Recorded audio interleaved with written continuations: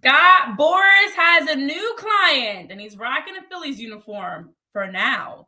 Ranger Suarez joins the long list of great clients that Scott Boras has. We've got updates around the league on who is pursuing a Corbin Burnes, Teoscar Hernandez, who's been linked to the Phillies, and much more. Welcome in to this edition of PHLY Phillies podcast. Tyler Zulli, myself, Renee Washington. We've got Jamie Lynch, who's out sick. Tyler's a little under the weather himself. The boys are down bad. I am trying to hold on by a thread to keep the immune systems high on PHLY Phillies podcast. But please send all the feeling vibes. Apparently, nobody listens when we do our Rite Aid read and talk about getting your vaccines and your cold medicine because Tyler and Jamie are both sick. But here we are. Happy Tuesday. We're doing okay. I mean, I think this is just a really good reason for us to be home for the rest of the week.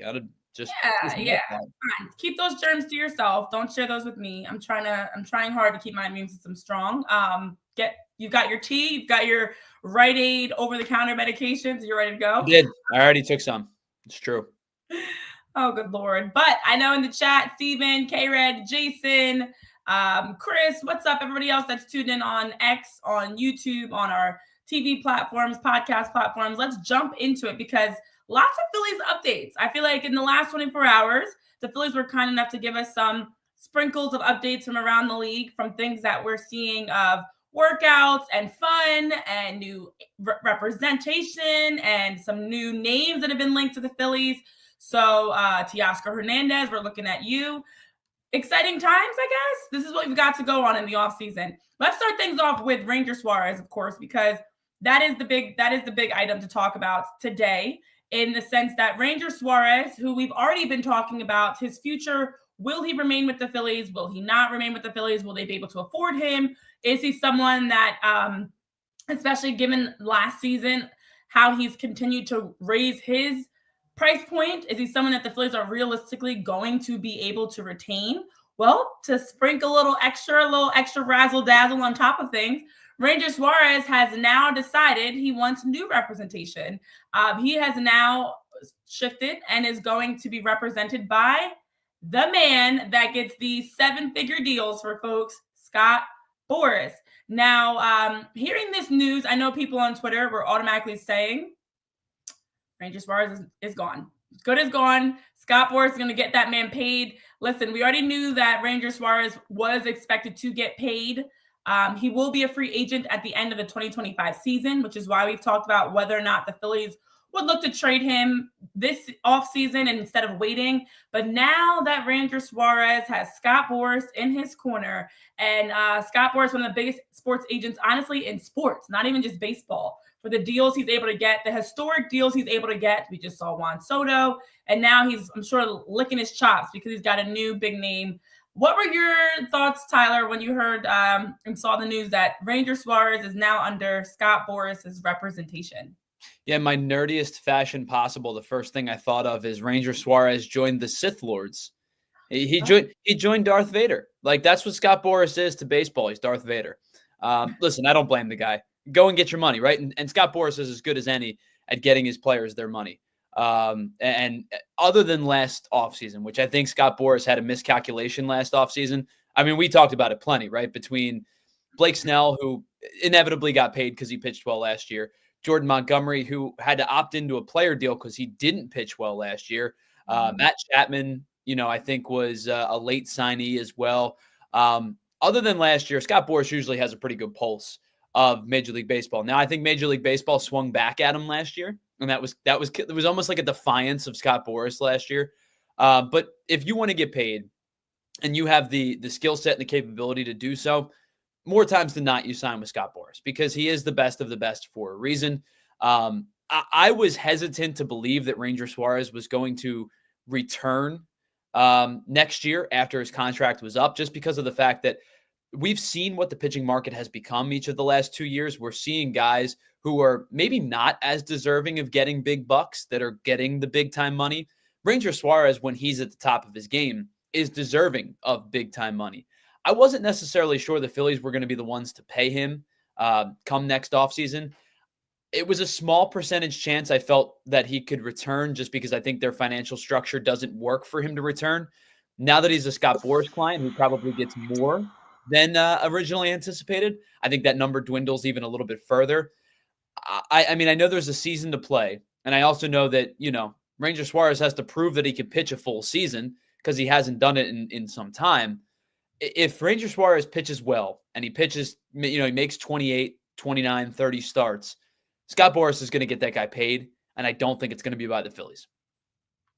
Yeah, listen, the starting pitching market in general is extremely high right now, and that's where we've seen you just saw Max Fried get that $218 million 8-year deal. Corbin Burnes is going to get paid. We'll have some updates on him as well. There are so many starting pitchers that are getting extremely high contracts. And to be honest, Ranger Suarez, when you look at last year, we even talked about it, was off to a Cy Young start, was pitching well, obviously earned himself an all-star bid. He did have that slump and regression into September and the later part of the season, but then was great in the NLDS as well. He has the playoff prowess as a postseason pitcher that you can count on.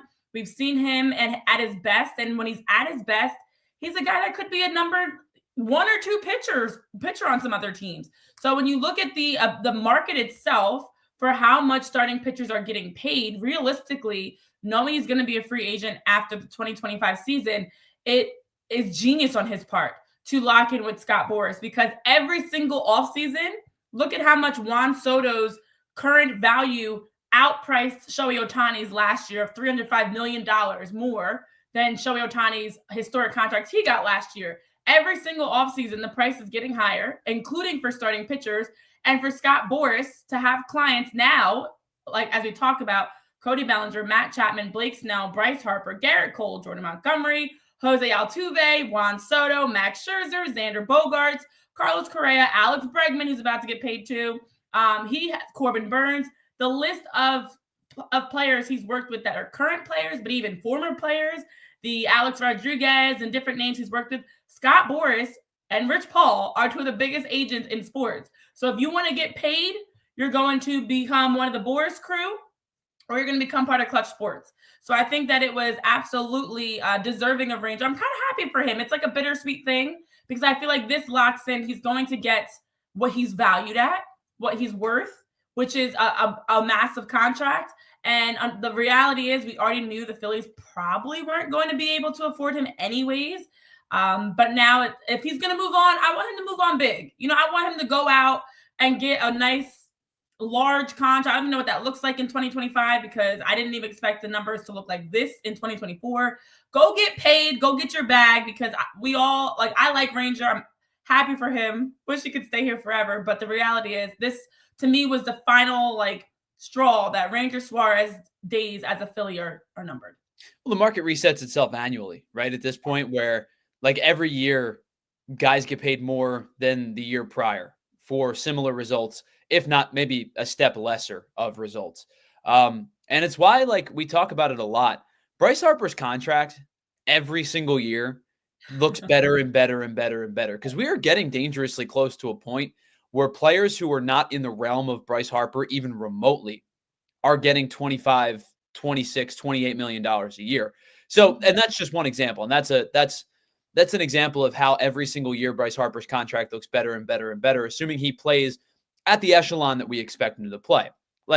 All of the contracts that were signed for the Phillies, the big ones, right? Bryce Harper, Trey Turner, you probably are playing under the pretense that they might feel like a little bit of albatross contracts in year 12 and 13, right? And 9, 10, 11, 12, 13, those type of years when they're in their upper 30s, they're into their 40s. I believe Trey Turner's contract runs through age 40, if I'm not mistaken. Yeah. So the point is, every year these contracts look better and better.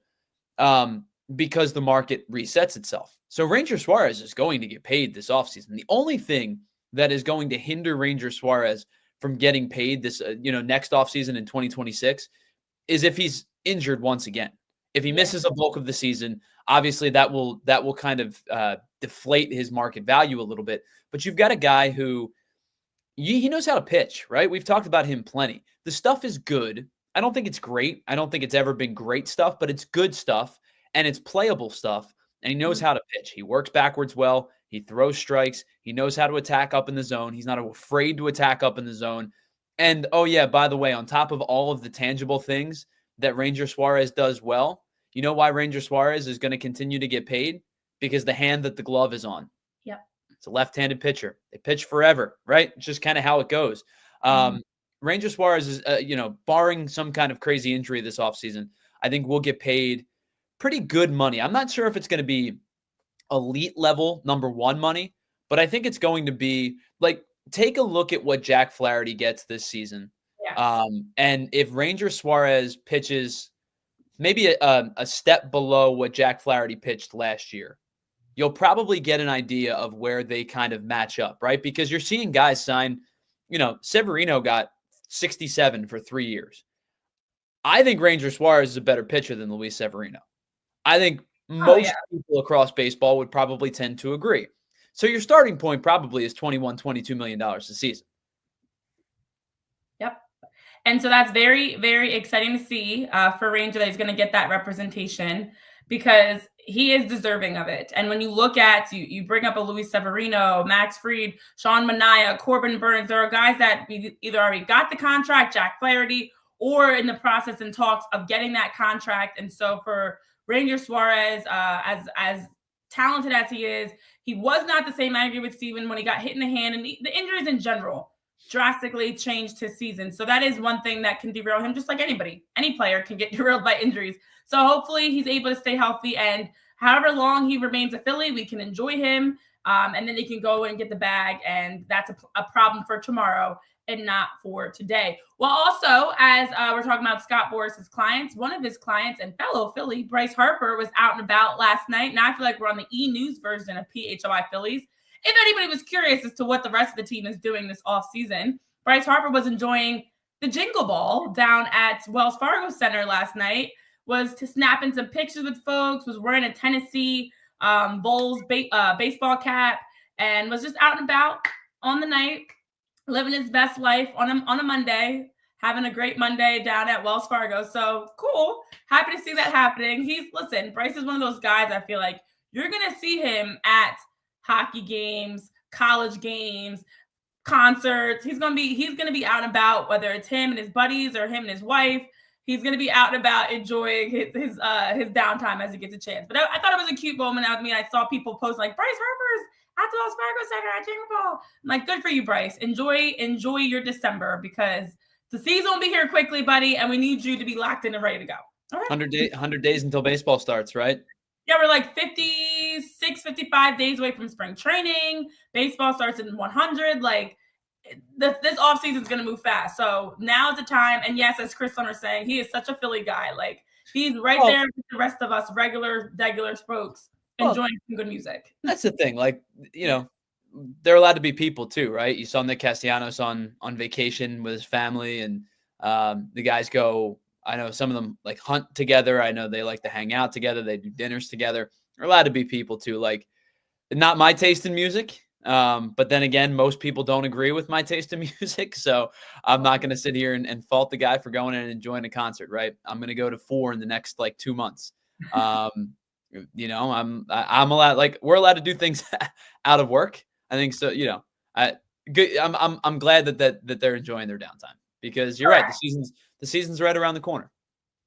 Yeah, enjoy this. It's the holidays. It's the time of the year where you're in the off season. So yes, he was enjoying Jingle Ball, which it was it was cute. I knew like half the artists on the marquee. No, I did too. I'm not gonna lie. Even I was kind of like, it's not really fully mine. I wouldn't pay to go see that lineup, but it was a cool lineup. It was nice. It worked. But yes, Tyler, I know your taste in music is extremely different. K-Red's curious about it. That could be a whole hour-long show in itself, but list like give us a quick synopsis before we get into a break, because all right. I don't So know the next concert I have tickets for is a dual headliner show with Trivium and Bullet for My Valentine. I am gonna have tickets for Kill Switch Engage. I'm gonna go see Coheed and Cambria in May. Who else? I think that's it for now. I have another one, but I forget what the other one is. No idea. Never heard of those people before, but You I might love that. like.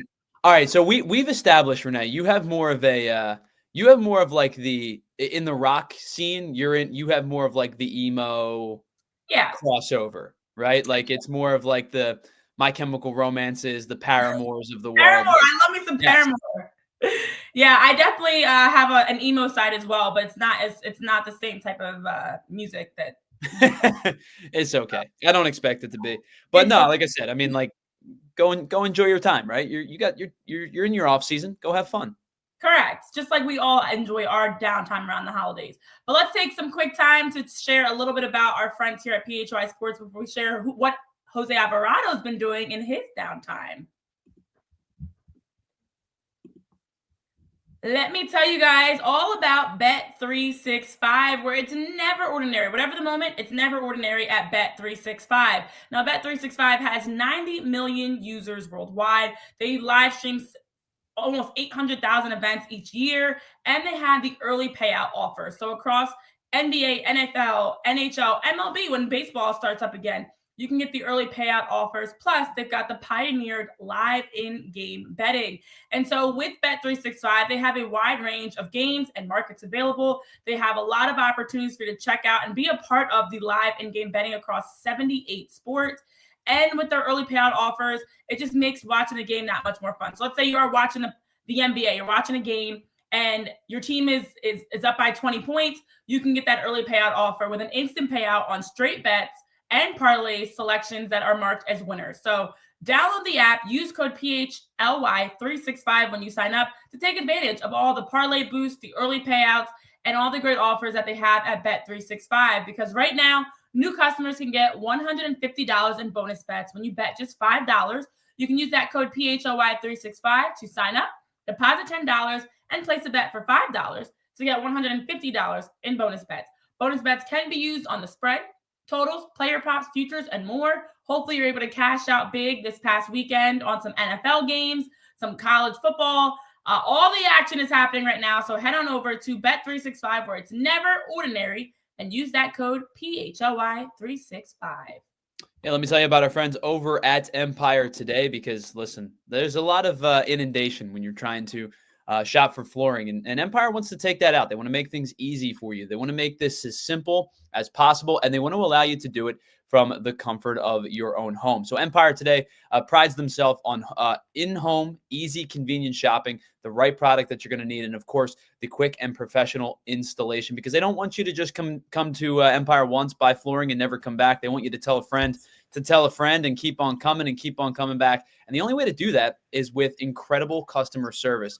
And whether that's in-home or in-store, Empire wants to make sure that you feel as comfortable and at ease as possible when you're buying your new flooring. And if you're doing it from home, one of the great designs that they have on their website is their virtual floor designer. It's a great way to see how your new floors are going to look in any space. So all you have to do is take a picture of your room, your bathroom, your bedroom, your living room, your kitchen, whatever you're doing, whatever kind of remodeling you're doing. You snap a picture, you upload it to the website, and you will instantly see how your new floors will look in your home. Again, Empire prides themselves on their convenient shop-at-home service, and they want to make sure that you get the best fit for your home, and they do it with the best customer service that they possibly can. Schedule a free in-home estimate today. All listeners will receive a $350 off discount when they use the promo code PHLY. Restrictions do apply. See EmpireToday.com/PHLY for more details. All right. Well, we're talking about some off-season updates for the Phillies. And while some are enjoying music and some are out here getting new representation, Jose Alvarado's out here looking jacked. He looks a little bit more toned. He looks slightly, you know what? I'm gonna let people give their own opinions before I share what I think physically he's looking like. I'm just gonna say he looks a little different. Okay, so I saw Phillies Tailgate, our friends over at Phillies Tailgate actually tweeted out the video, but the video was originally posted on Jose Alvarado's Instagram of him getting a great workout in. And so it's nice to see. I love getting some snapshots of how guys are working out in the offseason. And this is Jose, backwards cap, doing his thing, working out. Let's take a look at this. Will be our moment of zen for this Tuesday.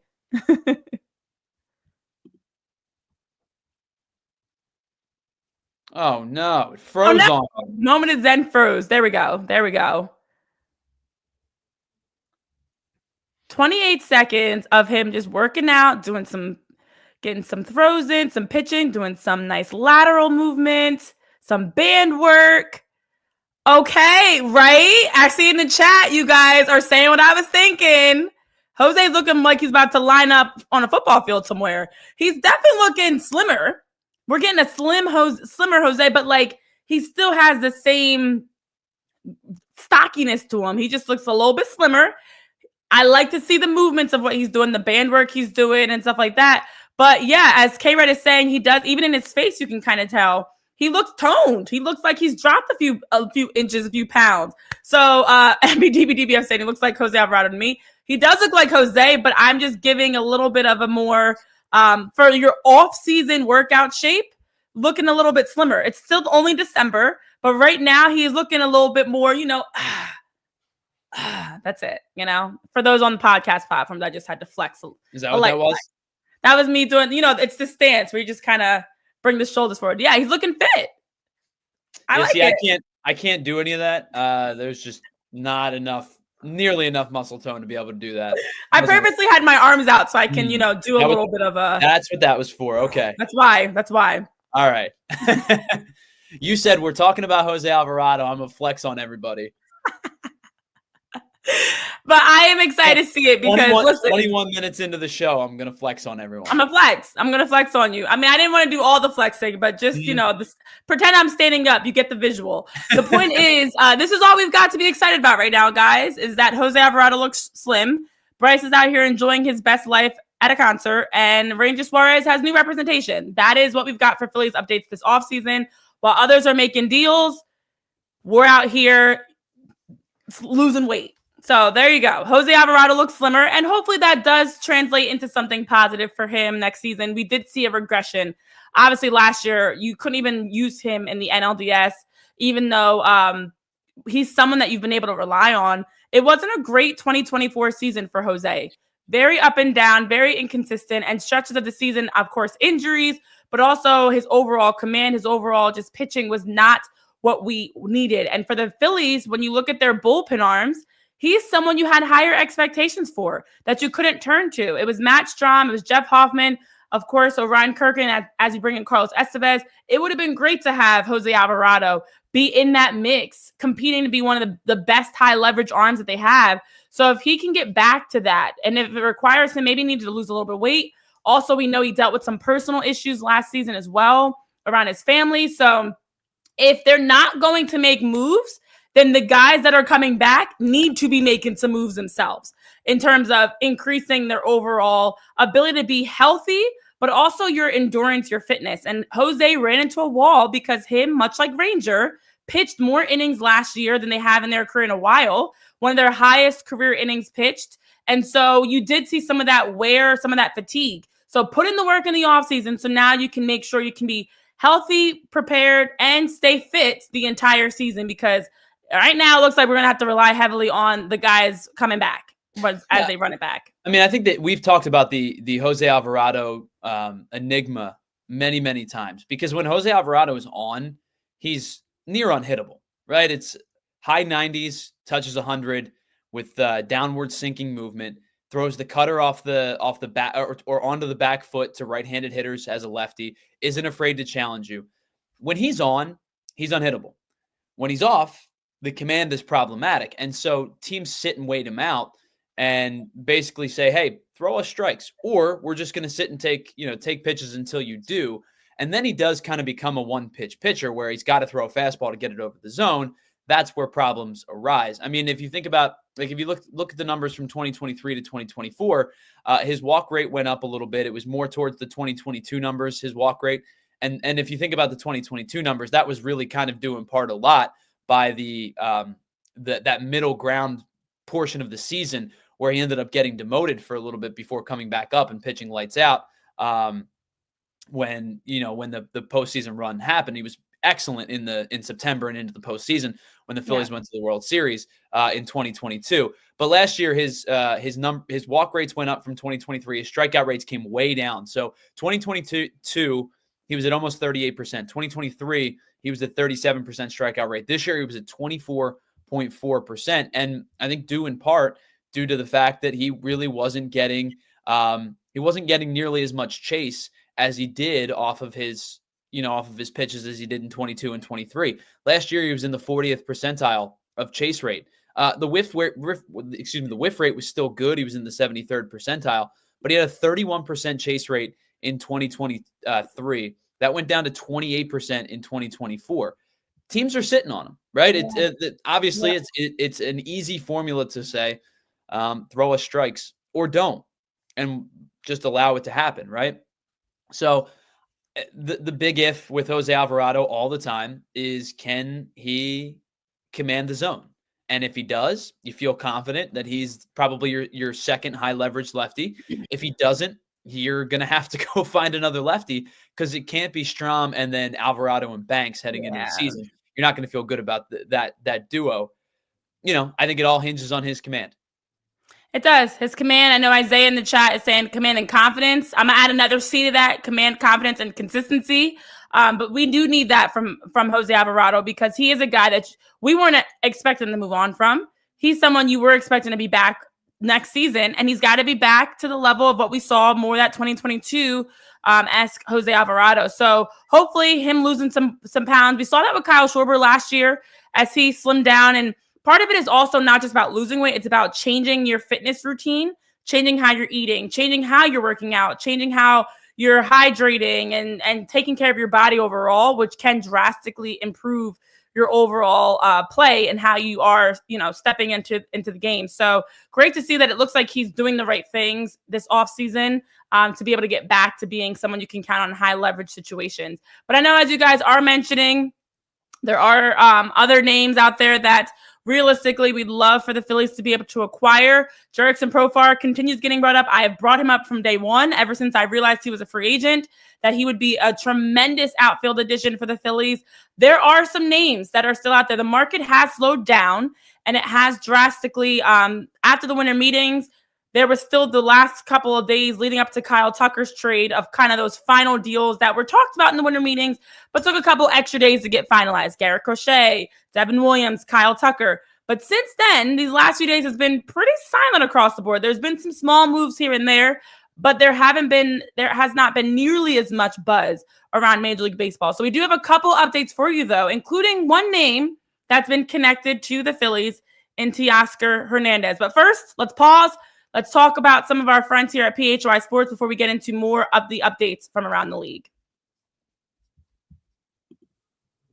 All right, let me tell you about where you can plan for your future as well as for your kids' futures about being financially responsible. Because in this day and age, first of all, it's getting more and more expensive out here. It's more and more difficult to save, to plan. It's the holiday season right now. Our bank accounts are getting hit hard, buying presents, planning trips, taking time off, whatever it is that may be impacting you. And you want to make sure with a place like TrueMark Financial Credit Union, you're taking advantage of their better fees, their lower rates, also all the perks and benefits they have of their rewards points you can earn, as well as being able to check and manage and keep up to date with your credit score, managing your account through their mobile app where you can make transactions and pay bills from anywhere. But also, it's not just about you. It's about also being able to provide your kids and your teens with a chance to have the ultimate playbook for learning financial responsibility with their free Greenlight account. As a member of TrueMark Financial Credit Union, the Greenlight app is free for you when you sign up, and it's changing the game. It's giving kids and teens the chance to learn how to earn, how to save, spend wisely, even to have a chance to get an allowance, as well as to have a debit card so they can make transactions themselves. They can set up savings goals. They can track their spending. It just makes it a lot easier for them to be able to get that real world money skills that they can learn and get hands-on experience doing it. So as their parent, what makes it even better is you're giving peace of mind, confidence, independence, And then you have a chance to actually check out and make sure that you're following how they are financially being responsible to help them make smart decisions, to help guide them through it. So it's like coaching your kid through their very own financial game and learning with the TrueMark Financial Green Light account. So it is the holiday season. It's a great gift, the gift that keeps on giving, because we all need to learn how to be financially responsible. And you can get signed up today. Just visit truemark.com/greenlight for more information on how to get started with setting up a Greenlight account for your kids and teens. And if you're looking to use a little bit of that extra saved money this holiday season, well, you want to be able to get drinks that your entire family is going to enjoy, or your friends or your loved ones. When you're all hanging out for the holiday season and you say, hey, what does everybody like? Everybody likes the great, easy drinking taste of our friends over at Miller Lite. Well, it's been almost 50 years since 1975 when Miller Lite entered the game, and they haven't changed a whole lot about the way that they do business. And the reason is because they figured out the formula for a great tasting, easy drinking, 96 calorie, low carb, light beer that strips away everything that you don't need and just gives you everything that you want. The great taste of a beer, easy drinking, and the fact that you're not going to feel bloated or full after drinking a couple with your family and friends this holiday season. 50 years is a really, really long time. So not only do they stand the test of time, they stand on business because of the fact that they are one of the premier, in fact, light beers in not just America, but in the world. And why do I say in the world? Because you can pretty much find Miller Lite wherever you get your beer. It's easy to find. It's simple to drink. And when you're having friends and family over this holiday season and they say you got a bunch of different picky people and they don't like the same drinks, everybody will reach in the fridge and reach for a Miller Lite, because it's the original light beer since 1975. And you don't have to choose what's best. Miller Lite has great taste and is less filling, and it tastes like Miller time. So to get Miller Lite delivered right to your door, visit MillerLite.com/PHLY Phillies, or you can find it pretty much anywhere that sells beer. Celebrate responsibly. Miller Brewing Company, Milwaukee, Wisconsin. 96 calories per 12 ounces. Fewer calories and carbs than premium regular beer. All right. Well, as we're talking here on PHLY Phillies podcast, giving updates from around the league, I know you guys in the chat continued the conversation during our ad break about your expectations for guys like Tanner Scott. I know I saw also Teoscar was mentioned, as well as Lane Thomas. Would love to have the Phillies be able to get someone like Lane Thomas. But Teoscar Hernandez has been brought up because, according to MLB insider Hector Gomez, Teoscar Hernandez is looking for a 3-year deal with $60 million guaranteed. Now, the Dodgers allegedly offered him 2 years, $60 million, but he wants that 3-year contract with $60 million guaranteed. And so he still is on the search. And according to Hector Gomez, there are 6 teams that are in the mix for Teoscar Hernandez. Ideally, all reports have indicated the Dodgers are absolutely the favorite. But if the Dodgers aren't willing to make a deal that he's interested in, then there are other teams that are right there waiting. Now, the Red Sox, Yankees, Blue Jays, Reds, and the Phillies were all mentioned as teams that are in talks with them. The Red Sox and Orioles are actually the 2 teams that were mentioned as like that next level favorite behind the Dodgers. So I'm not bringing this up to say get your hopes up, he's coming to the Phillies, but the Phillies were mentioned. They are in the mix, quote unquote, but it is Dodgers that seem to be the favorites. Then the Red Sox, as well as the Orioles, are actively in talks with him. And then, of course, as I mentioned, the Phillies are one of those teams that are also lurking. I like Teoscar Hernandez production. I know we talked about him last offseason. Loved what he showed, even in the home run derby, the personality I feel like he brings. I think he has a lot of those extra intangibles that would be a great fit for the Phillies. He is 32 years old. He hit .272, .339, .501 last season with 33 home runs, 99 RBIs for the Dodgers. Of course, coming off of winning a World Series. And for him, he is someone that wants that $22 to $24 million annual contract, according to Mark Fizan. So again, at least $60 million guaranteed, around that $22 to $24 million annually. So he's someone that I have said would be a great fit for the Phillies. Gives you that offensive production, but also gives you, in my opinion, he seems like a great clubhouse guy, a good team first guy, a good personality, has the grind, has the grit, will want to play and help wherever he can, and is going to just be someone that also, coming off of winning a World Series, will even add some of that extra postseason stepping up in the big moments type of player that you need. So I would be all for getting Teoscar Hernandez. Not my money. Make the deal happen. If this is what he wants, find a way to get him paid, because I think Teoscar, I said it last year and I'll say it again this year, would be a good piece to add for the Phillies. Yeah, I think last year, the reason I was scared away from Teoscar Hernandez was the repetitive nature of what the Phillies lineup would become, right? It's power hitting lineup that strikes out a lot. And Teoscar Hernandez is a power hitter who strikes out a lot. And listen, the strikeout numbers were still there last year. 7th percentile whiff rate, 10th percentile strikeout rate, struck out 188 times in just over 650 plate appearances. But here's the difference between this year and last year, because the power numbers are still there. Last year he hit 26, or 2 years ago he hit 26. Last year he hit 33. 2 years ago he drove in 93. Last year he hit 99. Drove in 99. The difference between last year and this year for me, despite other than the fact that there's almost 25 less strikeouts in a similar amount of plate appearances this season, he walked more. I mean, it's only 15 walks, but he walked more. His OBP was better. The average was better. The OPS was significantly better. The OPS was 100 points higher because of the fact that his OBP was better with the fact that he walked a little bit more, and his slugging percentage was up almost 75 points from 2 years ago to last year. He's going to cost you a lot more this year than he would have cost you last year. Maybe not in terms of on a year-to-year basis, because I think he got 22 from the Dodgers last year. And I think that he's probably going to get 25 plus. The number you gave, the 60 million guaranteed, maybe he doesn't get to 75 million, but I think so. I shouldn't say 25 plus. Maybe he does get to 65 or 70 million.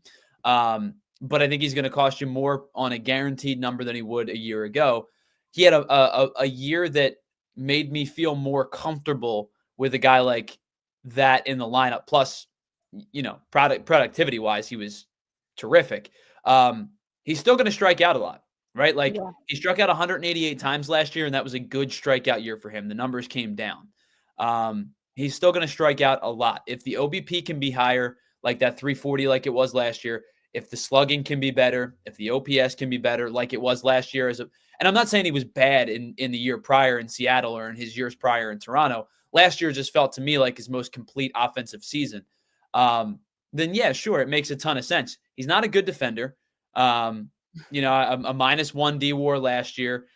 Range values are like in the 2nd percentile. He's got a fairly strong arm, but he's not a particularly good defender.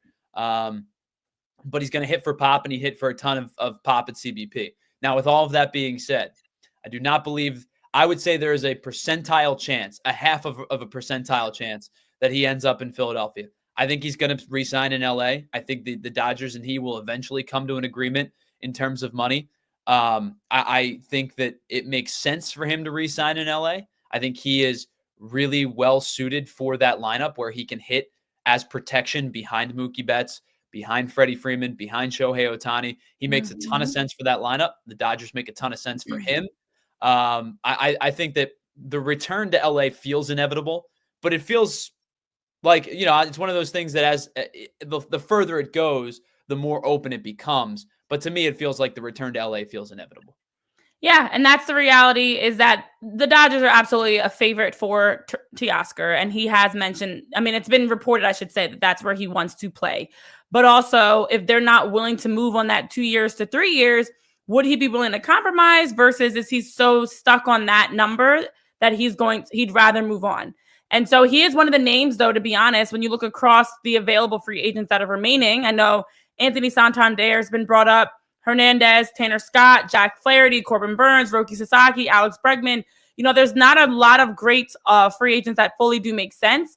I ultimately still believe Anthony Santander as a right fielder would be a great outfield addition for the Phillies, and you would have to figure out who you're flipping the left field from there, but that's a problem for after you get him signed. But I do think that for Hernandez, if you're looking on the market, it's worth at least a conversation, worth at least seeing what's possible, but it's not someone that would be the top option. I just think it's an option that makes sense rather than doing nothing. If you had to choose, in my opinion, I don't run it back with an Austin Hayes, as everybody's mentioning, putting money on. the Phillies re-signing Austin Hayes. I think that is an option that makes a lot of sense to at least try to pursue Teoscar Hernandez, try to see what you can negotiate with him and his representation, because there are other names that would make more sense for the Phillies in terms of production defensively as well as offensively and be a better fit. But I do still like Teoscar Hernandez as a name that at least is like, oh, great, he's connected to the Phillies. Even though it's a very small chance they would get him, at least there's a possibility, I guess. And that's where we are right now, living in the realm of hope and possibility. I would say if there was a name that they were going to spend like mid-tier money on, because I just don't think they're going to spend big money. Like, so the Santander's of the world, even the money that Tyler O'Neill got in Baltimore, like those type of guys, Teoscar Hernandez, like it's just going to be it's going to be outside of their price range. If they were to spend mid-tier money on a bigger name player, the one that I would feel they might be in the conversation for, and there's been no connection, this is just my opinion, I think Jurickson Profar would make a ton of sense. I've been saying that. with Jurickson Profar specifically, can he duplicate what he did last year? Because last year was a career year for him in a contract year. It could not have come at a better time. Is he able to duplicate what he did last year for a 2-year window or a 3-year window? I don't know the answer to that question. Nobody's going to know the answer to that question until he steps onto the field. But I think that if they were going to spend mid-tier money, which I think is where they kind of will find themselves, Profar to me would still make a lot of sense. Because after that, and I don't think there's many players in that mid-tier range. Like there's some upper echelon guys, there's a couple of dudes in the mid-tier, and then there's a bunch of guys that I just have no interest in. And it ranges from, guys that were good that are no longer good. It ranges from guys that are probably best suited as fourth outfielders. It ranges from guys who are very good defensively but can't hit.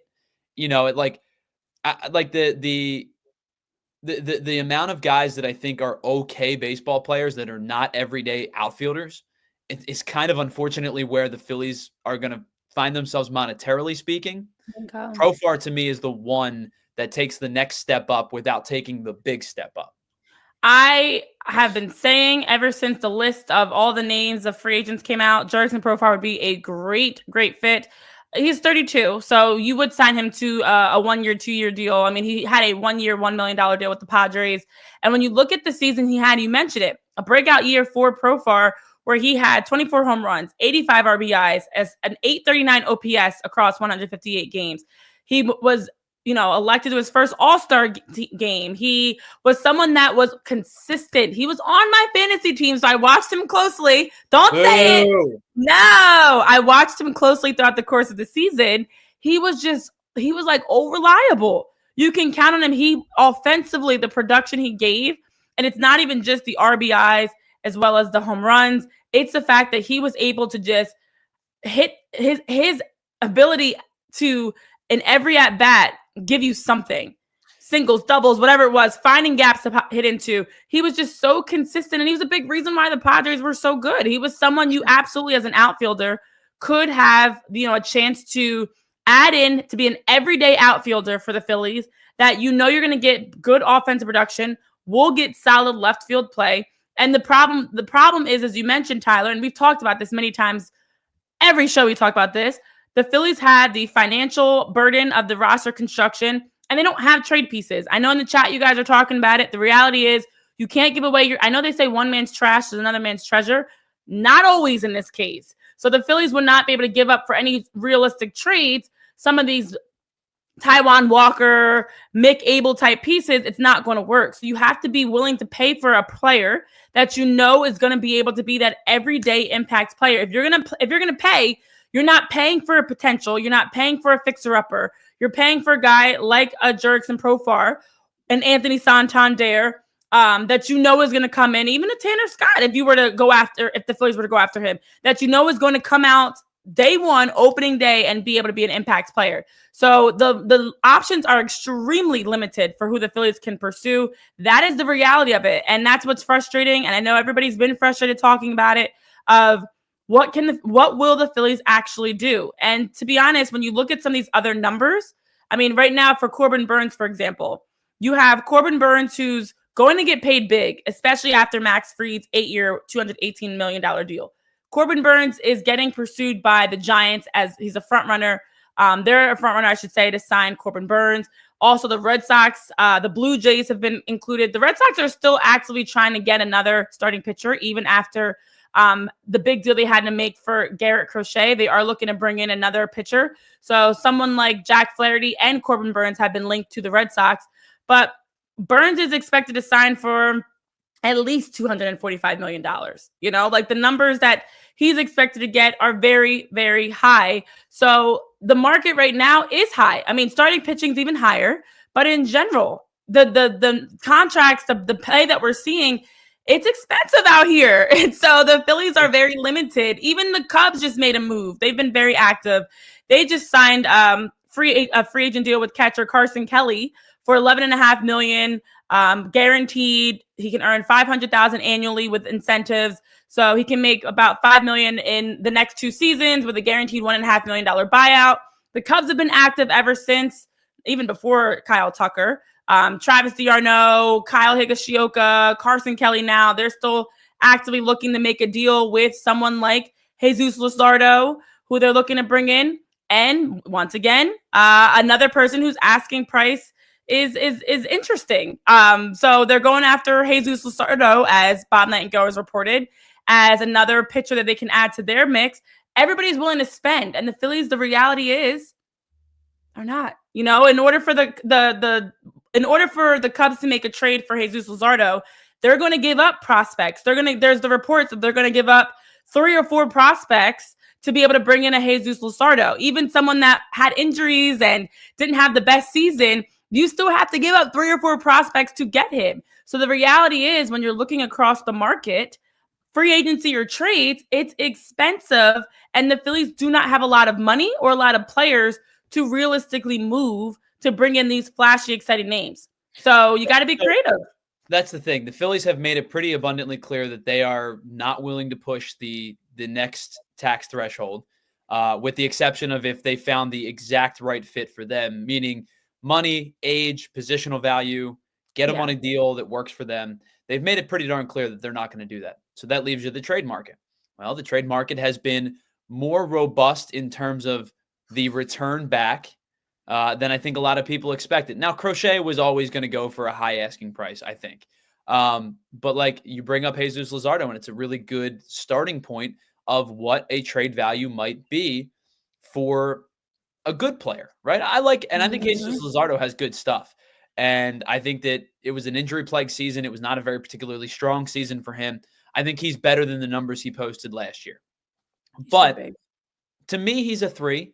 And there's nothing wrong with that. Like maybe he's a low end 2, but I think he's a 3 with good pliable stuff. But you know, you're talking about moving 3 plus prospects for the guy. So I think the Phillies are being a little bit, you know, hold their cards close to their chest with most of their prospects this particular offseason. So if you're not willing to spend any money and you feel like you have, you know, 5 or 6 guys that you don't want to move, you're going to get lapped by the other teams that are willing to make those decisions, whether it is monetary or it is the moving of prospects. And so this is kind of shaping up to have the makings of a team that's going to, you know, for the most part, run things back next year. Now, I still think they bring a bullpen arm in.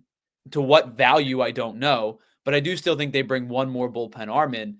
But I think for the most part, barring a trade or barring the asking price for one of these outfielders coming down, I think at least 7 of your, and probably 8 of your starting 9 from last year are going to be the same 7 or 8 guys, right? Because, and the lock-in for most of them is there. We expected it, right? Kyle Schwarber, Nick Castellanos, Trey Turner, Bryce Harper, JT Realmuto, Bryson Stott, probably even. That's 6 right there of expected returnees. Bohm was the question mark. It appears to me like Bohm is going to be back this season because they're not sending realistic trade offers to anybody, and they're listening, but they're not actively shopping. So it really comes down to your left and your center field position, right? And I know it's not I know Barbara, I know like it's Nobody not wants to hear this reality. want to hear, and I get your frustrations, but it feels to me like this is going to be, for the most part, with the exception of some tweaks around the edges, some auxiliary pieces, a fourth outfielder, a bench piece, a backup catcher, a bullpen arm. It's feeling more and more likely like this is going to be a run it back team. I've been saying that, and when I said it at the start of the offseason, I was labeled as being this like overly pessimistic ice queen, whatever, because I was in a bad mood, because I was saying, you know what, the Phillies are not making me feel optimistic about what they're going to do this offseason. Yeah, you were in a bad mood when nothing had happened yet. And nothing still has happened. And I'm still looking correct, because Dave Dombrowski and Rob Thompson told us all the plan in that final presser at the end of the season, when they told us, we're not spending any money. We're confident in this group. They went through player for player and talked about how each guy's going to be better and how they're going to stay healthy and how they're going to work this offseason with their winter plan to get them better. They gave us the playbook. They told us the plan. And now that they're actually doing it, people are acting surprised. But the reality is the Phillies already have told us they're not going to spend big for anyone. They'll listen. They'll entertain the conversations, but they're being patient. They're not in a rush. They're not desperate. And to me, when you see all the other moves that are happening around the league and all the rumors, the Phillies financially can't even compete realistically. They can't even keep up. I mean, some other updates for you as we are talking through this, just as comparison points. Jack Flaherty is one that the Orioles are considering him as a fallback option, according to Ken Rosenthal, if they're unable to bring back Corbin Burnes. So they are reports that the Orioles, as well as I mentioned earlier, the Red Sox are interested in Jack Flaherty. He did have a strong year last year with a 2.95 ERA, 133 strikeouts, over 106 2/3 innings. He is someone that is expected to be moved. Not sure the timeline, actually, though. It's seeming like he's more of that backup that teams are prioritizing, maybe going after someone like Corbin Burnes. And then if Corbin Burnes locks in with a different team, then Jack Flaherty would be their backup option. So he's another one that's on the prowl, so to speak, that they're looking for. Also, the Orioles did make a move of their own. They signed a Japanese right-handed pitcher in Tomoyuki Sugano to a 1-year contract. So he got 1 year worth $13 million, according to Mark Faison, and he's a 35-year-old that played 12 years in the NPB in the Japanese league. So there are some minor moves being made. And I know the one that you talked about, Tyler, in our texting thread, the Braves made a move of their own, because this is the time teams are also realistically trying to see, can I make a move, bring in somebody for the cheap, and find a way to flip them? It's like you're flipping houses here. Make some renovations, tweak things to raise their value and overall raise their play. And the Braves signed Brian De La Cruz, who's got a non-guaranteed deal for 2025. He has a split contract, so it's not a minor league deal, but it's a split contract. And so De La Cruz is back in the NL East, and he did have a tough, drop off in his production, but the Braves bringing him in, hoping they can get something out of him, because he did have, between 2021 and 2023, 37 home runs, a 263, 311, 420 split, but then had a drop off in production after that. So we are seeing some thrifting going on, some bargain shopping, some teams that are looking to see, here's a player that had a drop off similar to Jordan Romano's deal for the Phillies, a drop off maybe in 2024 or injuries. Can I get them back to what they were in their prime and their peak? So I don't know, guys. It's not looking great for the Phillies, but here's where we are now. Just watching and waiting, and we will probably be waiting for a while. Yeah, and so Brian De La Cruz, real quick, like the power numbers, the power I think can be there. He strikes out a ton, and the OBP is not particularly strong, but that's the type of player you sign for. What they get him for is like $880,000 or something like that. Which is like a super cheap deal. You bring him in to be your fourth outfielder. If he produces, that's excellent, and if he doesn't, as Jamie always likes to bring up, it's really no bad 1-year deals in baseball. You're paying him pennies.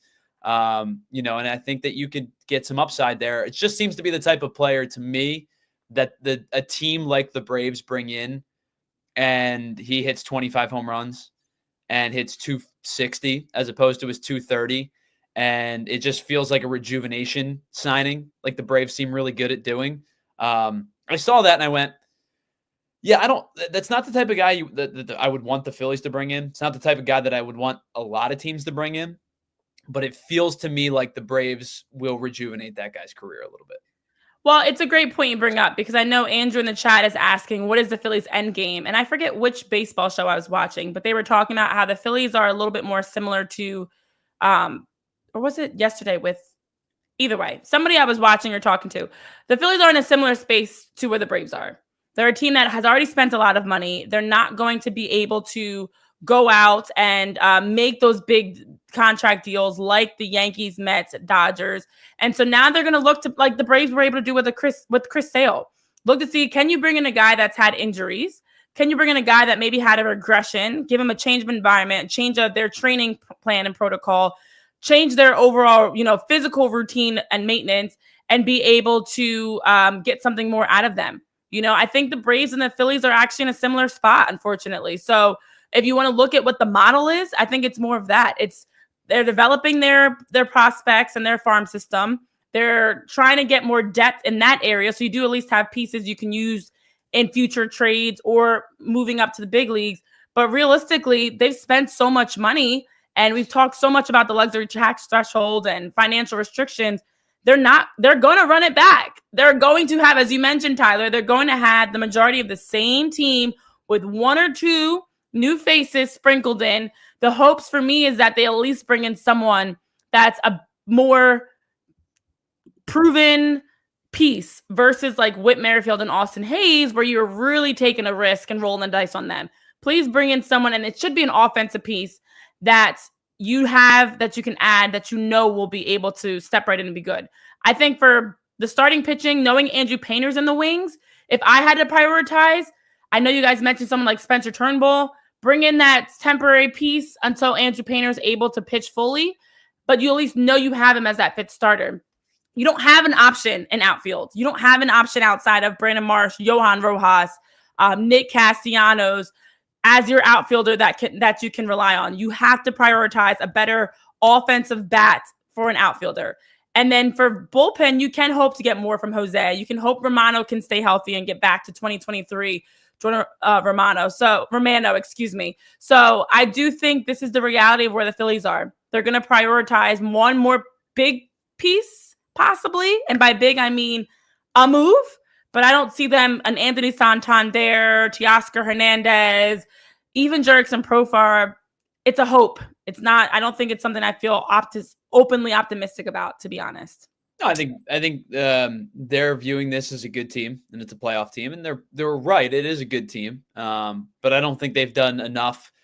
I said this with John today. I don't think they've done anything to get actively better, and I don't think they've done anything to stay actively the same, because Hoffman greater than Romano, in my opinion, by a lot. Romano, by the way, it is Romano. Nah, not doing it. That's his name. I'm calling a Jamie on that one. That's what Rob Thompson said. It's Romano. It's not the Italian Romano. It's Romano. But you've lost two bullpen arms. You've replaced one of the bullpen arms, and you've not replaced the other. So even if you stay status quo offensively and your starting rotation remains as good as we expect it to, you have not done anything to get actively better yet, at least. No, and I don't realistically know. It might be some time. Maybe it'll be that early 2025 type of a small move. Yes, K-Red, I know. It's got us all shook that it's Romano, not Romano. He should have, that's his name. That's what we're going to call him. But that's all we've got right now in terms of things to look forward to, expectations for the Phillies. While other teams are out here pursuing, especially the Red Sox, the Blue Jays are always trying to be aggressive. The Red Sox, the Mets, the Yankees, the Dodgers, the Orioles. We're hearing so many rumors about names they're connected to. And we're just slowly watching names come off the board that we feel like would be good fits for the Phillies. But don't hit the panic button. It's not exciting, flashy, or sexy in that sense of the moves that the Phillies are going to make. But I think the reality is they're going to just make some more Romano-esque types of 1 year, 2 year small deals and hope they can get something out of those players. Hopefully they can bring back Estevez and or Hoffman. But other than that, we're just kind of waiting to see. So yay! Happy Tuesday on that note, guys. That's all we've got. Sorry it wasn't better updates for you. The most exciting thing that we had today was that Jose Alvarado looks skinnier and more toned. That's all we've got for Phillies exciting news. And that Bryce Harper is enjoying his best life at Jingle Ball. So that'll do it for us today. We will be back tomorrow live 11 a.m. Hopefully our immune systems are better. We are 8 days away from Christmas. There's a positive for you. Thank you, Stephen Garrison. 8 days away from Christmas, 15 days away from 2025. So there's the positive. We do not have random Phillies trivia of the day. Sorry, Ray. We will have that back tomorrow, hopefully tomorrow. But the crew's a little down bad. Jamie and Tyler are under the weather, so we're gonna push through here. So hopefully you guys have a tremendous rest of your Tuesday, and we will see you back for more Phillies talk, and we will have random trivia for you here on PHY Phillies next time. See you soon. We all silly like the mayor.